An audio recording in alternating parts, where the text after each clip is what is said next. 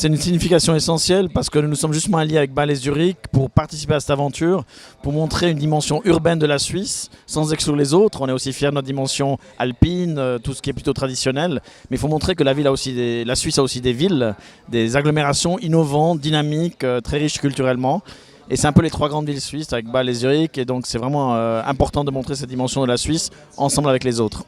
Effectivement, même si Rome évidemment est une très grande ville, c'est une capitale, mais nous avons des enjeux communs, le patrimoine culturel, le fait d'être une ville-centre au sein d'une grande agglomération, d'avoir aussi une présence d'organisations internationales. Donc c'est un échange très fructueux avec le maire de Rome qui est entré en fonction il y a un an, qui reprend en main la ville et je peux que l'admirer dans son action. Et donc effectivement, les villes, c'est un peu l'avenir parce que 70% de la population mondiale vit dans des villes. On connaît les enjeux de près avec la population, on a une proximité aux gens. Donc à la fois à l'échelle internationale mais très locale aussi, et l'échange d'expériences et la collaboration sont essentiels entre villes aujourd'hui. Alors effectivement, l'Institut Suisse de Rome est un endroit magique, on le vit en ce moment précis, c'est un endroit exceptionnel au cœur de la ville.